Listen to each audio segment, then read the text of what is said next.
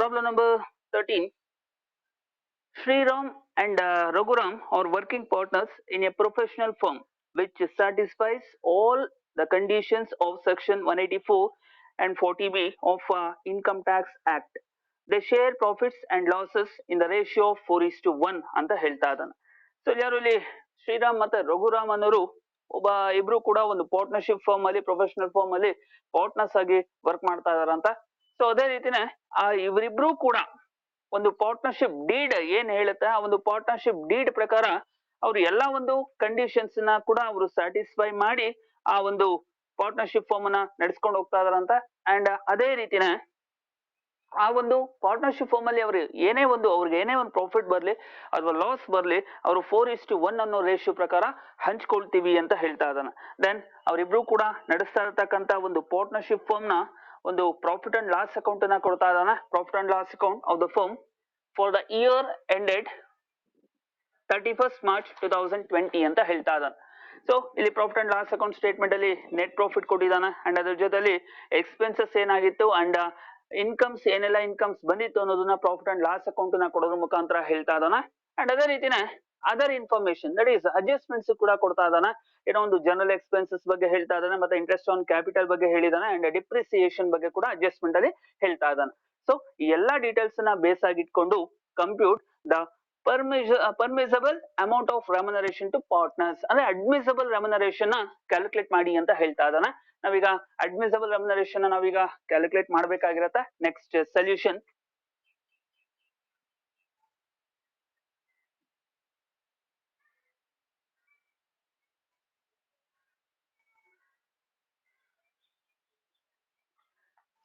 Solution step number 1. First ನಾವೇನನ್ನ calculate ಮಾಡ್ತೀವಪ್ಪ ಅಂತ ಹೇಳೋದಾದ್ರೆ ಬುಕ್ ಪ್ರಾಫಿಟ್ ಅನ್ನ ನಾವು ಕ್ಯಾಲ್ಕುಲೇಟ್ ಮಾಡಬೇಕಾಗಿರತ್ತೆ. Then step number 1 computation of book profit.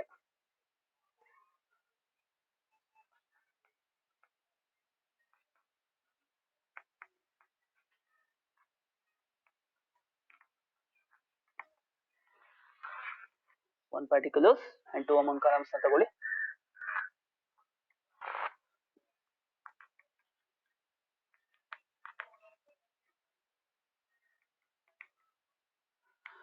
So ನಿಮ್ಗೆ ಗೊತ್ತಿರೋ ಹಾಗೆ ಫಸ್ಟ್ ನಾವು ನೆಟ್ ಪ್ರಾಫಿಟ್ ಅನ್ನ ತಗೊಳ್ತೀವಿ.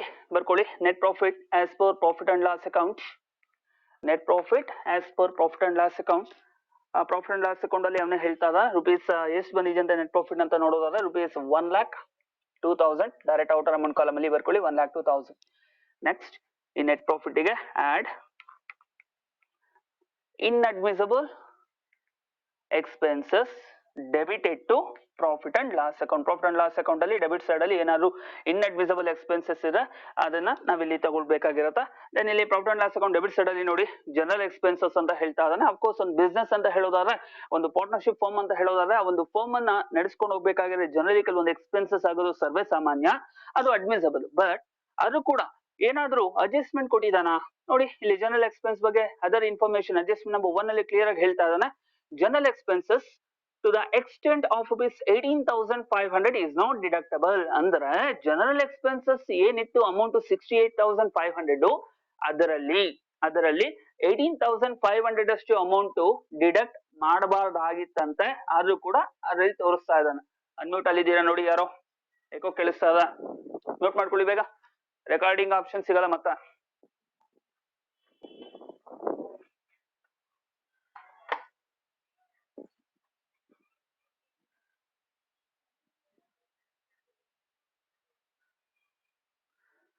ಸೊ ಅದರಲ್ಲಿ 18,500 ಲೆಸ್ ಆಗಬಾರ್ದಾಗಿತ್ತು, ಬಟ್ ಲೆಸ್ ಆಗಿದೆ ಅಂತ ಹೇಳ್ತಾ ಇದ್ದಾನೆ. ಇಟ್ ಮೀನ್ಸ್ ಅದನ್ನ ನಾವು ಇಲ್ಲಿ ಇನ್ಅಡ್ಮಿಸಿಬಲ್ ಅಂತ ಹೇಳ್ತೀವಿ. ಹಾಗಾಗಿ ಬರ್ಕೊಳ್ಳಿ, it is general expenses in amount column rupees 18,500 rupees. ಇನ್ನು ನೆಕ್ಸ್ಟ್ ಅದಾದ್ಮೇಲೆ ಇನ್ನ profit and loss account debit side ಅಲ್ಲಿ ನೋಡೋದಾದ್ರೆ interest on capital of partners, that is ಅದು ಸಪರೇಟ್ ಹೆಡಿಂಗ್ ಅಲ್ಲಿ ನಾವು ತಗೊಳ್ಬೇಕಾಗಿರತ್ತ. ಅದನ್ನ ಬಿಟ್ರೆ ಇನ್ನು ನೆಕ್ಸ್ಟ್ ಡೊನೇಷನ್ ಟು NDF ಅಂತ ಇದೆ.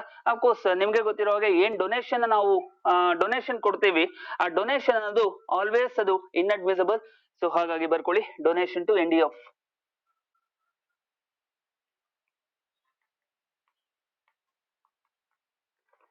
rupees 25,000 ಅಂತ ಇನ್ನರಲ್ಲಿ ಬರ್ಕೊಳ್ಳಿ. rupees 25,000 rupees.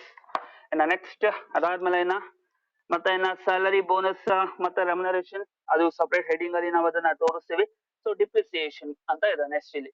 ಹಾಗಾದ್ರೆ ಡಿಪ್ರಿಸಿಯೇಷನ್ ನಿಮ್ಗೆ ಗೊತ್ತಿರೋ ಹಾಗೆ ಇಲ್ಲಿ ಪ್ರಾಫಿಟ್ ಅಂಡ್ ಲಾಸ್ ಅಕೌಂಟ್ ಅಲ್ಲಿ ಕೊಟ್ಟಿರೋ ಡಿಪ್ರಿಸಿಯೇಷನ್ ನಾವಿಲ್ಲಿ ಆಡ್ ಅಲ್ಲಿ ತಗೋಬೇಕಾ ಬೇಡವಾ ಅನ್ನೋದು ಯಾವ್ದ್ರ ಮೇಲೆ ಡಿಪೆಂಡ್ ಆಗಿರತ್ತಪ್ಪ ಅಂತ ಹೇಳೋದಾದ್ರೆ ಅಡ್ಜಸ್ಟ್ಮೆಂಟ್ ಮೇಲೆ ಡಿಪೆಂಡ್ ಆಗಿರತ್ತ. ಸೊ ಅಡ್ಜಸ್ಟ್ಮೆಂಟ್ ಅಲ್ಲಿ ಏನಾದ್ರು ಡಿಪ್ರಿಸಿಯೇಷನ್ ಕೊಟ್ಟಿದಾನ? ಎಸ್ ಕೊಟ್ಟಿದಾನ. ಹಾಗಾಗಿ ಪ್ರಾಫಿಟ್ ಅಂಡ್ ಲಾಸ್ ಅಕೌಂಟ್ ಅಲ್ಲಿ ಕೊಟ್ಟಿರೋ ಡಿಪ್ರಿಸಿಯೇಷನ್ ನಾವಿಲ್ಲಿ ತಗೊಳ್ಬೇಕಾಗಿರುತ್ತೆ. ಬರ್ಕೊಳ್ಳಿ ಡಿಪ್ರಿಸಿಯೇಷನ್ ಎಷ್ಟು ಅಂತ rupees 30,000 ಇನ್ನರಲ್ಲಿ ಬರ್ಕೊಳ್ಳಿ rupees 30,000. ಅದಾದ್ಮೇಲೆ net profit I mean inadmissible expenses debited to profit and loss account ಅದನ್ನ ತಗೊಂಡ್ವಿ. ಇನ್ನು next point number B business incomes not credited to profit and loss account. Business related incomes profit and loss account ಅಲ್ಲಿ credit ಆಗಿಲ್ಲ ಅಂತ ಏನಾದ್ರು ಇದ್ದಾಗ ಅಂತವನ್ನ ನಾವಿಲ್ಲಿ consider ಮಾಡಬೇಕಾಗಿರುತ್ತೆ. Of course ಇಲ್ಲಿ ಏನು ಕೂಡ ಬಿಸ್ನೆಸ್ ರಿಲೇಟೆಡ್ ಇನ್ಕಮ್ಸ್ ಏನು ಕೂಡ ಕೊಟ್ಟಿಲ್ಲ. Next point number C over valuation of opening stock and under valuation of closing stock. Stock ಬಗ್ಗೆ ಏನಾದ್ರು ಅಡ್ಜಸ್ಟ್ಮೆಂಟ್ ಅಲ್ಲಿ ಕೊಟ್ಟಿದ್ದಾನ, ಓವರ್ ವ್ಯಾಲ್ಯೂ ಆಗಿದೆ ಅಥವಾ ಅಂಡರ್ ವ್ಯಾಲ್ಯೂ ಆಗಿದೆ ಅದು ಕೂಡ ಏನು ಕೊಟ್ಟಿಲ್ಲ. ಇನ್ನು next point number 4 that is partners remuneration. So of course ನಿಮ್ಗೆ ಗೊತ್ತದ ಇಲ್ಲಿ ರೆಮ್ಯುನರೇಷನ್ ಅಂತ ಹೇಳೋದಾದ್ರೆ ಇಲ್ಲಿ remuneration includes salary plus bonus plus commission ಅಂತ ಹೇಳ್ತೀವಿ. ಬ್ರಾಕೆಟ್ ಅಲ್ಲಿ ಬರ್ಕೊಳ್ಳಿ salary plus bonus plus commission. Of course ಇಲ್ಲಿ profit and loss account debit side ಅಲ್ಲಿ ಅವನೇ ಕೊಟ್ಟಿದ್ದಾನೆ ಕ್ಲಿಯರ್ ಆಗಿ to salary bonus and other remuneration to partners. So ಇಲ್ಲಿ ಅವನೇ ಕೊಟ್ಟಿದ್ದಾನೆ ರೆಮ್ಯುನರೇಷನ್ ಸ್ಯಾಲರಿ ಬೋನಸ್ ಕಮಿಷನ್ ಈ ಮೂರು ಕೂಡ ಸೇರಿ ಪಾರ್ಟ್ನರ್ಸ್ ಗೆ ಎಷ್ಟಂತ ರೆಮ್ಯುನರೇಷನ್ ಕೊಡ್ತಾ ಇರ್ತಕ್ಕಂಥದ್ದು ಅಂತ ಹೇಳೋದಾದ್ರೆ rupees 2,85,000 ಅಂತ ಇನ್ನರಲ್ಲಿ ಬರ್ಕೊಳ್ಳಿ rupees 2,85,000 ಇನ್ನರ್ ಅಮೌಂಟ್ ಕಾಲಮ್ ಅಲ್ಲಿ ಬರ್ಕೊಳ್ಳಿ. ಇನ್ನು next that is interest on capital excess of 12% per annum. So ಹಾಗಾದ್ರೆ ಇಂಟ್ರೆಸ್ಟ್ ಆನ್ ಕ್ಯಾಪಿಟಲ್ ಏನು ಪಾರ್ಟ್ನರ್ಸ್ ಗೆ ಇಂಟ್ರೆಸ್ಟ್ ನಾವು ಒಂದು ಫರ್ಮ್ ಇಂದ ಏನು ಪಾರ್ಟ್ನರ್ಸ್ ಗೆ ಇಂಟ್ರೆಸ್ಟ್ ಪೇ ಮಾಡಬೇಕಾಗಿರುತ್ತೆ ಫರ್ಮ್ 12% ಗಿನ್ನ ಜಾಸ್ತಿ ಇರ್ತಕ್ಕಂಥ ಟೈಮ್ ಅಲ್ಲಿ ಅದು ಆಲ್ವೇಸ್ ಇನ್ಅಡ್ಮಿಸಬಲ್ ಅಂತ ನಾವು ಕನ್ಸಿಡರ್ ಮಾಡಬೇಕಾಗಿರುತ್ತೆ. ಐ ಮೀನ್ ಅದನ್ನ ನೆಟ್ ಪ್ರಾಫಿಟ್ ಅಲ್ಲಿ ಇಲ್ಲಿ ನಾವು ಕನ್ಸಿಡರ್ ಮಾಡಬೇಕಾಗಿರುತ್ತೆ. ಸೊ ಇಲ್ಲೇನಾದ್ರು ಇಂಟ್ರೆಸ್ಟ್ ಆನ್ ಕ್ಯಾಪಿಟಲ್ ಇಲ್ಲಿ ಕೊಟ್ಟಿದ್ದಾನೆ ನೋಡಿ ಪಾಯಿಂಟ್ ನಂಬರ್ 2 ಅಲ್ಲಿ ಕ್ಲಿಯರ್ ಆಗಿ ಹೇಳ್ತಾ ಇದ್ದಾನ interest on capital to partners is in excess of rupees 15,000. ಅದರಲ್ಲಿ ಇಂಟ್ರೆಸ್ಟ್ ಆನ್ ಕ್ಯಾಪಿಟಲ್ ಏನಿದೆ ಅದು ಎಕ್ಸೆಸ್ ಇದೆಯಂತೆ 12% ಗಿನ ಜಾಸ್ತಿ ಇದೆಯಂತೆ ಅಮೌಂಟ್ ನೇ ಕೊಡ್ತಾ ಇದ್ದಾನೆ ಅವನು. ಎಷ್ಟು ಎಕ್ಸೆಸ್ ಇದೆ 15,000 ಅಂತ ಹೇಳಿದಾನೆ. ದೆನ್ ಅದನ್ನ ಇಲ್ಲಿ ಇನ್ನರಲ್ಲಿ ಬರ್ಕೊಳ್ಳಿ rupees 15,000. ಇನ್ನ ಮತ್ತೆ ಏನಾದ್ರು ಇದೆಯಾ? ಇನ್ನೇನು ಕೂಡ ಇಲ್ಲ. ಇನ್ನರ್ ಅಮೌಂಟ್ ಕಾಲಮ್ ಅಲ್ಲಿ ಬರೆದಿರ್ತಕ್ಕಂಥ ಒಂದು ಅಮೌಂಟ್ ನ ಟೋಟಲ್ ಮಾಡ್ಕೊಳ್ಳಿ. ಫಸ್ಟ್ ಎಷ್ಟು ಬಂತು ನೋಡಿ 3 lakhs ಕರೆಕ್ಟ್ ಆಗಿ ನೋಡಿ ಇನ್ನೊಮ್ಮೆ 73 ನಾ 43 ನಾ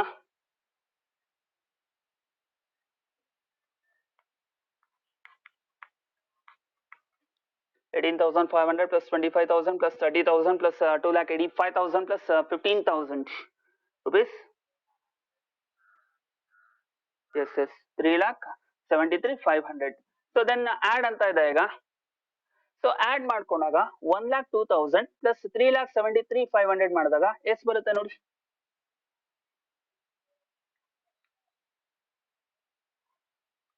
4,75,500 ಬರುತ್ತಾ. ಇದನ್ನ ಬ್ಯಾಲೆನ್ಸ್ ಅಂತ ಹೇಳಿ. ಸೊ ನೆಕ್ಸ್ಟ್ ಈ ಬ್ಯಾಲೆನ್ಸ್ ಅಲ್ಲಿ less point number A that is admissible expenses not debited to profit and loss account. Admissible expenses means those expenses which are related to the business. So ಅವನ್ನ ನಾವು admissible expense ಅಂತ ಹೇಳ್ತೀವಿ. ಹಾಗಾದ್ರೆ business ಗೆ ಆಗಿರ್ತಕ್ಕಂಥ business ಗೆ ಸಂಬಂಧಪಟ್ಟಿರ್ತಕ್ಕಂಥ expenses profit and loss account ಅಲ್ಲಿ ಡೆಬಿಟ್ ಆಗಿಲ್ಲ. ಎಲ್ಲಿರುತ್ತೆ ಅಡ್ಜಸ್ಟ್ಮೆಂಟ್ ಅಲ್ಲಿ ನೋಡಿ. ಅಡ್ಜಸ್ಟ್ಮೆಂಟ್ ಅಲ್ಲಿ ಏನಾದ್ರು ಮೊದಲನೇದಾಗಿ ಡಿಪ್ರಿಸಿಯೇಷನ್ ಅಂತ ಏನಾದ್ರು ಇದೆಯಾ ನೋಡ್ಕೊಳ್ಳಿ. ಎಸ್ ಇದೆ. ಸೊ ಅದು ಅಡ್ಮಿಸಬಲ್ ಎಕ್ಸ್ಪೆನ್ಸ್ ಅಂತ ಹೇಳ್ತೀವಿ. ಹಾಗಾಗಿ ಇಲ್ಲಿ ಬರ್ಕೊಳ್ಳಿ ಡಿಪ್ರಿಸಿಯೇಷನ್ rupees ಎಷ್ಟಪ್ಪ ಅಂತ ಹೇಳೋದಾದ್ರೆ ಇಲ್ಲಿ 32,500 ಅಂತ ಇನ್ನರ್ ಅಮೌಂಟ್ ಕಾಲಮ್ ಅಲ್ಲಿ ಬರ್ಕೊಳ್ಳಿ rupees 32,500 rupees. ಇನ್ನ ಅದಾದ್ಮೇಲೆ ಇನ್ನ ನಿಮ್ಗೆ ಗೊತ್ತಿರೋ ಹಾಗೆ ಇಲ್ಲಿ ದಟ್ ಈಸ್ ಇನ್ಯಾವುದು ಕೂಡ ಇಲ್ಲ ಅಡ್ಜಸ್ಟ್ಮೆಂಟ್ ಅಲ್ಲಿ admissible or business related expense. ಇನ್ನ next point number B non business and tax free incomes credited to profit and loss account. Non business that is ಏನ್ ಇನ್ಕಮ್ಸ್ ಬಂದಿರುತ್ತೆ ಆ ಇನ್ಕಮ್ ಅದು ಬಿಸ್ನೆಸ್ ಈ ಒಂದು ಪಾರ್ಟ್ನರ್ಶಿಪ್ ಫಾರ್ಮ್ ಇಂದ ಬಂದಿರೋದಲ್ವಂತ. And tax free ಆಗಿರ್ತಕ್ಕಂಥ ಬೇರೆ ಏನಾದ್ರು ಇನ್ಕಮ್ಸ್ ಏನಾದ್ರು ಪ್ರಾಫಿಟ್ ಅಂಡ್ ಲಾಸ್ ಅಕೌಂಟ್ ಅಲ್ಲಿ ಕ್ರೆಡಿಟ್ ಆಗಿದ್ರ ಅಂತವನ್ನ ನಾವಿಲ್ಲಿ ತಗೊಳ್ಬೇಕಾಗಿರತ್ತೆ. ಸೊ ಇಲ್ಲಿ profit and loss account credit side ಅಲ್ಲಿ ನೋಡಿದಾಗ ಇಲ್ಲಿ ಗ್ರಾಸ್ ಪ್ರಾಫಿಟ್ ಒಂದೇ ಇದೆ, ಅದು ಬಿಸ್ನೆಸ್ ರಿಲೇಟೆಡ್ ಏನು ಕೂಡ ಇಲ್ಲ, ಈ ಒಂದು ಹೆಡಿಂಗ್ ಕೂಡ ಏನು ಇಲ್ಲ. So next point number 3, that is undervaluation of opening stock and overvaluation of closing stock. Stock ಬಗ್ಗೆ ಅಡ್ಜಸ್ಟ್ಮೆಂಟ್ ಏನಾದ್ರು ಕೊಟ್ಟಿದಾನ ಅಂತ ಹೇಳೋದಾದ್ರೆ ಏನು ಕೂಡ ಇಲ್ಲ. ದೆನ್ ಇನ್ನರ್ ಅಲ್ಲಿ ಬರ್ದಿರ್ತಕ್ಕಂಥ ಅಮೌಂಟ್ ನ ಟೋಟಲ್ ಮಾಡಿ ಔಟರ್ ಅಲ್ಲಿ ಬರ್ಕೊಳ್ಳಿ, 32,500 ಬರುತ್ತಾ. ಸೊ ಲೆಸ್ ಅಂತ ಇದೆ, ಲೆಸ್ ಮಾಡ್ಕೊಂಡಾಗ 4,75,500 ಅಲ್ಲಿ 32,500 ಹೋದ್ರೆ 4,00,000, yes 4,43,000. Very good. ಇದನ್ನ ಏನಂತ ಹೇಳ್ತೀವಿ ಅಂತ ಹೇಳೋದಾದ್ರೆ ಬುಕ್ ಪ್ರಾಫಿಟ್ ಅಂತ ಕರೀರಿ. ಇದನ್ನ ಬುಕ್ ಪ್ರಾಫಿಟ್ ಅಂತ ಹೇಳ್ತೀವಿ. ಇದು ಸ್ಟೆಪ್ ನಂಬರ್ 1. ದಟ್ ಈಸ್ ಇಲ್ಲಿ ಹೇಳಿರ್ತಕ್ಕಂಥದ್ದು ಬುಕ್ ಪ್ರಾಫಿಟ್ ಅಲ್ಲ, ಇಲ್ಲಿ ಏನನ್ನ ಕ್ಯಾಲ್ಕುಲೇಟ್ ಮಾಡಿ ಅಥವಾ ಏನನ್ನ ಅಸರ್ಟೈನ್ ಮಾಡಿ ಅಥವಾ ಏನನ್ನ ಫೈಂಡ್ ಔಟ್ ಮಾಡಿ ಅಂತ ಹೇಳಿದನಪ್ಪ ಅಂತ ಹೇಳೋದಾದ್ರೆ ಅಡ್ಮಿಸಬಲ್ ರೆಮ್ಯುನರೇಷನ್ ನಾವು ಫೈಂಡ್ ಔಟ್ ಮಾಡ್ಬೇಕಂತ ಈಗ. ದೆನ್ ಸ್ಟೆಪ್ ನಂಬರ್ 2 ನಾವು ಅಡ್ಮಿಸಬಲ್ ರೆಮ್ಯುನರೇಷನ್ ಫೈಂಡ್ ಔಟ್ ಮಾಡ್ತಾ ಇದೀವಿ ಈಗ.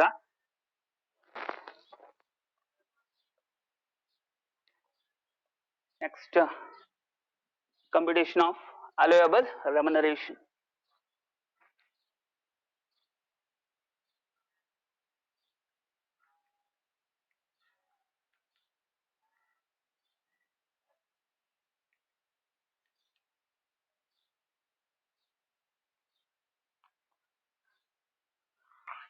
One particulars and 2 amount columns na ತಗೊಳ್ಳಿ.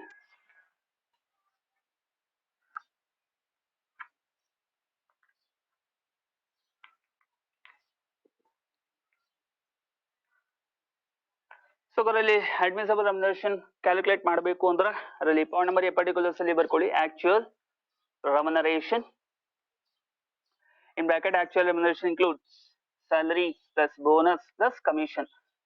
ಆಲ್ರೆಡಿ ನಾವು ಬುಕ್ ಪ್ರಾಫಿಟ್ ಅನ್ನ ಕ್ಯಾಲ್ಕುಲೇಟ್ ಮಾಡಬೇಕಾಗಿರೋನ admissible remuneration I mean actual remuneration ನಾವು ಕ್ಯಾಲ್ಕುಲೇಟ್ ಮಾಡಿದ್ವಿ, ಐ ಮೀನ್ ತಗೊಂಡಿದ್ವಿ. ಸೊ ಎಷ್ಟಪ್ಪ ಅಂತ ಹೇಳೋದಾದ್ರೆ ಆಕ್ಚುಯಲ್ ರೆಮ್ಯುನರೇಷನ್ ಬಂದು 2,85,000 ಕೊಟ್ಟಿದ್ದಾನ. ಸೊ ಅದನ್ನ ಡೈರೆಕ್ಟ್ ಔಟರ್ ಅಮೌಂಟ್ ಕಾಲಮ್ ಅಲ್ಲಿ ಬರ್ಕೊಳ್ಳಿ, 2,85,000 rupees. ಇನ್ನು ನೆಕ್ಸ್ಟ್ ಲೈನ್ ಅಲ್ಲಿ ಬರ್ಕೊಳ್ಳಿ RORR. Point number B maximum limit, ಅದನ್ನ ಅಂಡರ್ಲೈನ್ ಮಾಡಿಕೊಂಡು in that condition number 1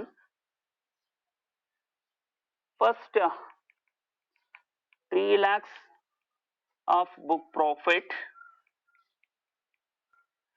at 90% or rupees 1,50,000 in bracket whichever is high. So ಇಲ್ಲಿ ಬುಕ್ ಪ್ರಾಫಿಟ್ ಏನ್ ಬಂದಿದೆ ಆ ಒಂದು ಬುಕ್ ಪ್ರಾಫಿಟ್ ಇಲ್ಲಿ ಈ ಒಂದು ಪ್ರಾಬ್ಲಮ್ ನ ನೋಡಿದಾಗ ಬುಕ್ ಪ್ರಾಫಿಟ್ ಬಂದಿರೋದು 4,43,000.